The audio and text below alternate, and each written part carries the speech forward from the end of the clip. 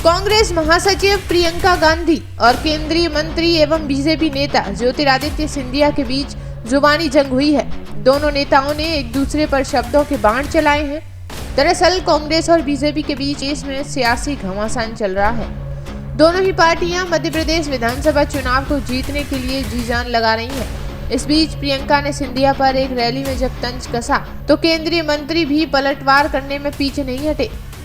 मध्य प्रदेश में कांग्रेस और बीजेपी दोनों ने ही अपने स्टार प्रचारकों को मैदान में उतारा है। हालांकि बीजेपी की तरफ से कुछ लोग ऐसे भी हैं जो कभी कांग्रेस के लिए वोट मांगा करते थे।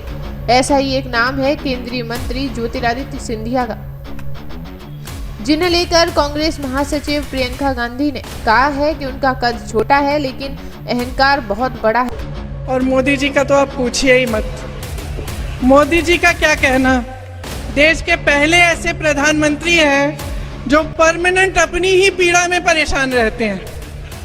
कर्नाटका गए, बड़ी लंबी लिस्ट ले गए कि भाई मुझे इतनी गालियां दी हैं। यहाँ भी कहने लगे मुझे इतनी गालियां दी हैं।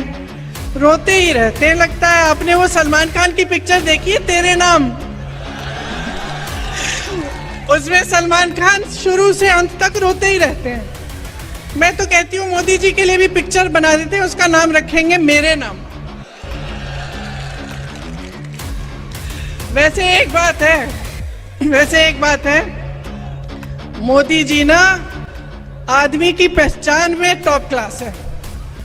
दुनिया भर के गद्दारों और कायरों को इकट्ठा करके अपनी पार्टी में ले लिए। मुझे तो बेचारे आरएसएस और भाजपा के जो अच्छे कार्यकर्ता हैं, जो सालों से संघर्ष कर रहे हैं अपनी पार्टी के लिए, उन पे तरस आती है कि क्या पता ये कायरों की सेना ही उनकी पार्टी को चलाने ना लगे। ये है हालात। इस पर सिंधिया ने पलटवार करते हुए उन्हें अहंकार पर शिक्षा देने से पहले खुद शीशे में जाकर अपना चेहरा देखना चाहिए। वहीं कांग्रेस महासचिव ने कहा है कि उन्होंने अपने परिवार की परंपरा का बखूबी पालन किया है। वहीं प्रियंका गांधी पर पलटवार करते हुए सिंधिया ने कहा है कि अहंकार पर पाठ पढ़ाने से पहले उन्हें आईना देखने की जरूरत है। सोशल मीडिया प्लेटफॉर्म एक्स पर उन्होंने लिखा कि प्रियंका गांधी पार्ट टाइम नेत्री हैं, तो इन दो परंपराओं के फर्क को समझने की उनकी क्षमता नहीं है। इसकी आशा मैं नहीं करता कि इस परिवार के सपूतों ने अफगानों से लेकर मुगलों और अंग्रेजों तक से भारत माता की रक्षा हेतु अपनी जान की कुर्बानी दी थी। उन्होंने आगे कहा कि किसने चीन से भारत की रक्षा करना तो दूर, उन्हें भारत की जमीन ही भेंट के रूप में दे दी थी। किस परिवार की दूसरी पीढ़ी ने सत्ता के लोभ में इमरजेंसी लगाई थी और आज भी किस परिवार की वर्तमान पीढ़ी स्वयं विदेशी मंचों पर जाकर देश को बदनाम कर रही है। काबिलियत को कद से तौलने वाले अहंकार का पाठ पढ़ाने से पहले कृपया स्वयं आईने में झांक लें।